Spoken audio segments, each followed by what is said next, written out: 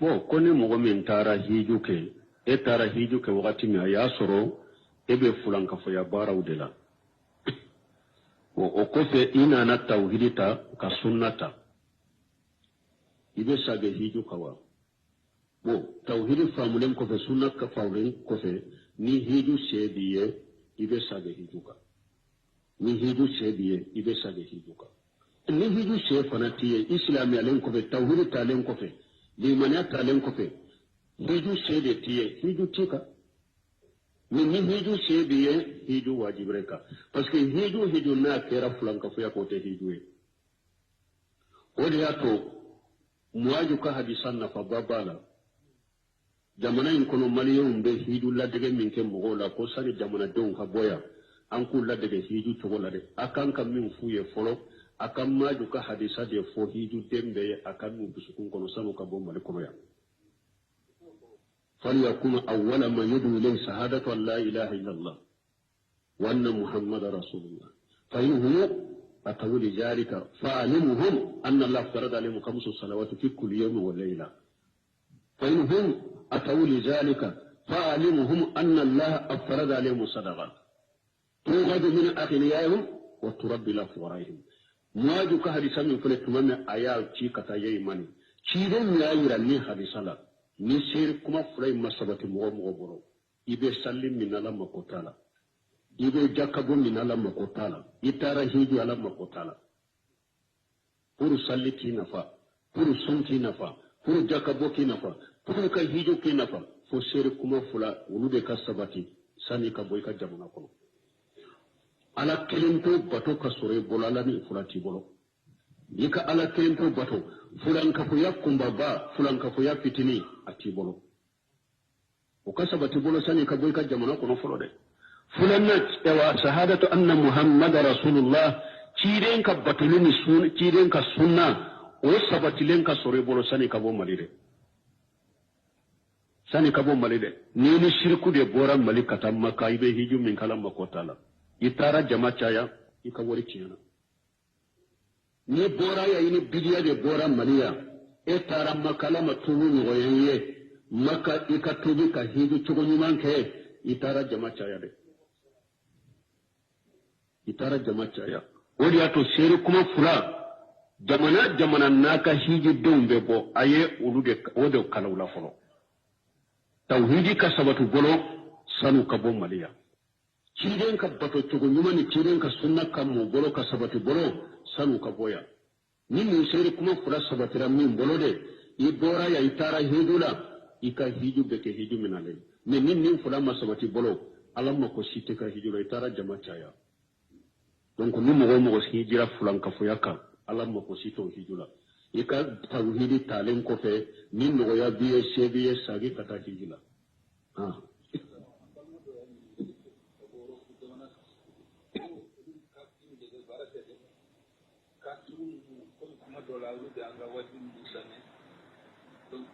madola kunjiza ko kuma na adede ka mutabi ba ka an ka ni da to don fai o si ta le ka do don fai ale mo ko be minna ka kin be da wa to ale bi saka ni da fa mo ka ko da ka te da to ya se da ni ko ni duri ala ni ni fo ko lu be yoro men ulu kafiru de be nyonga o be barake kafiru de bolo ko nu bo lu ka wajule nu be wajiru lamme kafiri ba fo ko ba ke kamulame wo ko ale be to ko fo kafiri ye doni wo puru ka dawa ko kafiri be dawa chogodi ko ninne dawa doye ni ye dawa dode ifule min na dawa dode do ka silamiya chogonyuma fwaye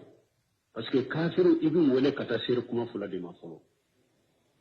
kafiri be wele kata sir kuma fula de ma mana ka ala yira la bro akado ko ala be kam amni adusukun kono akado ala be akado fana ala kilimpu be kanka bato bon ala bake ka ko munun ke jiya kono kama ko munun ke anin nema munun ke iya do odi ya to makka kafiru nu laje ala yire tumbu wele makka sura be mumba kono sankaba dan chugo dolo chugo du kono chugo sanju bena chugo mi ala be nyana malike chugo mi abe fagali ke chugo mi ala bake ka kaba ko munun ke dan fula ala ba tay wa kafiru wala ni wode tawhid rububiyya ibe to ka ala ka tamansen nunu ala ka kabako nunu ala ka nema nunu ala ka baki ka ko munu ke jiyan kono ibe to ko ulu de fo kafiru ye folo na mina duskun kono wakati min ko ala be ola iba wele kata ala kelimto batuma ni yire ya do kaba amini duskuna ko ala be ni ya do ala be mundika ika kelimto batu donc ibe kafiru wele kata ni to de la fo kamya duskuna awa ciiden ko ni lan yahdi Allahu bika rajulan wahidan khairul laka min humrin ni'ami akoni ala ye mo kelen kandani ka sababu yenna akawshi ma nyame bile parce que nous tile la nyame bile de tumbe sanala abe ko min nan ko akawshi ma miliyari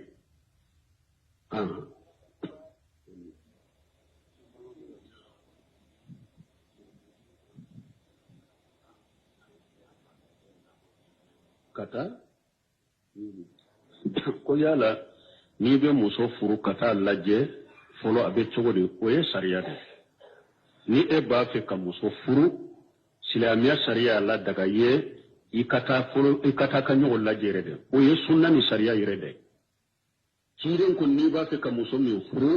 ta laje aka nyogo laje akon na ye nyogo laje adara nyogo nye furu keroka ako ode kaka furu be duma ni nyogo je Allah jeli cogo damado bala sebo do ye muso laje ni ba se ka muso min furu na ya sur abe kinkelen kono iba teme sirawo do ebe se kata jo akate me sirala umi ba shiga akate me sirala ateme to iba laje harina le reta kalama muso be se ka laje ni cogo la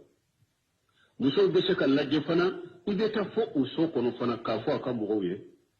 ide muso karasa ne ba fe ka furu mba fe kaye na ya soro hari asuturalino hijabu de bala munya nye dawye don ka ba ko ne aka kunshigi ani aka tike farau abe nunun boy ku laje parce que c'est bon tun kera salafu muso de bo ka ko kun tige shi sakate ko mice sino furo la no be muso furu yere be nyinin kalike no maye akushigi kajja de uba ka sugude parce que muso min kunshigi kajja kunshigi janyali ye muso masiride wadi ato ko abai kumbu ba ko kun shigilla halal laje ana nyedaw ana tebe faraw min ni ba laje iba ni mo wori bilayna atellan kolonya mafika muso yo folo atellan kolonya abeke aka mo do nyana aba nyugo laje alebe ebe aleye chiden tilela chedo ya fo chede ne ko karasa masina kadde muso ne ba fe kafuru o ya suru chedo muso be so de ko lute bo bogo tibinu sutura lende be so ko lute bo aw ciden ko ni ba fe ta lajete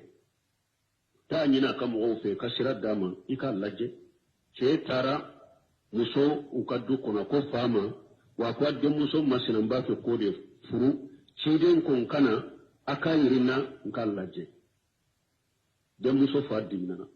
ko ne tinde muso boy ka laje akwa tete kam muso nyire to aka hijabu la kofe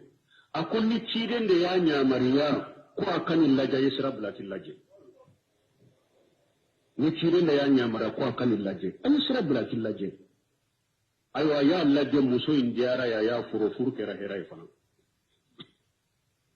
donc laje li ciden ka sunna de sariya de do akera sa imirula ka laje akera sa itara ka sokono ayo nyogonye aya laje ayiye bashi to de islamiya sariya yere ani sunna bon minnu b'a fɔ san ka photo ta bila lajɛli nɔ la dɔɔni kama ko tɛ wasake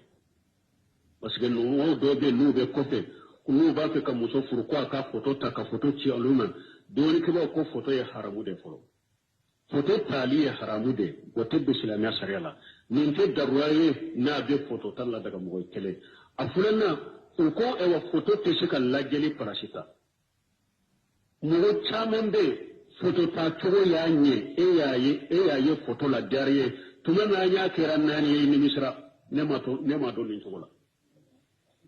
tama nyere fana be photo ta cogo ba ce juguya photo la amadia tuma mi yere nana ni misra o photo te tenye ne yere hari do de laka ne yere photo yere tere muso yere appareil konyo ni feuna e ma perala do yere de muso yere konyo de tumbe ko muso farla ko re yaye akwa lebe muso nfe fa o ka nyini furu ka siri o ko tale muso nje to ya dola yenne wala ko tiala ko muso dobe ko ne yere de ko akadinye furu sirra ko me muso yi sisa ne yaye to dola mandin du sukunye fe amen ndo en ko etumba furu wati me e maladia ako me ne yaye me wakati konyo de tumbe farle me to ya dola ne yaye me sisa mandin du sukunye re ntadum ba ke to me obe alaka hakiman dama donc muso be lajje o ye sunna de mais photo te se kan lajjeli fana parasita photo tali haramu ye o temenen ko fe photo se kan lajjeli parasita silama sariala ah do tumbe aka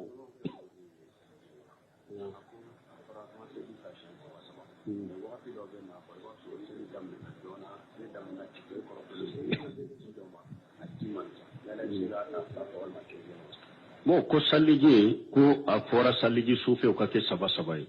bolo kinin bolo ko sinya saba numan bolo ko sinya saba inyeda ko sinya saba kini sen ko sinya saba numan ko sen ko sinya saba ko jimi be e bolo akado salli wati surunya e be sika ke kelen kelen hu saba de fora kelen kelen benya sufe ka sufe kelen kelen ko sinya kelen kelen abenya sinya fula fula benya sinya saba de ya danye mais don kuma ubayira ni mo min te kalambaraye kelen kelen ni teliya ko jugute mo mi kelen kelen ni ka sufe be sika ko kanye akado kelen kelen ni ka sufe be sika ko kanye akado ni ni yere kalambara de ni yere famulende te o ka kelen kelen ka do sunu usaba be fora kelen kelen benya ni ake kele anyana be kora abenya fula fula benya saba saba benya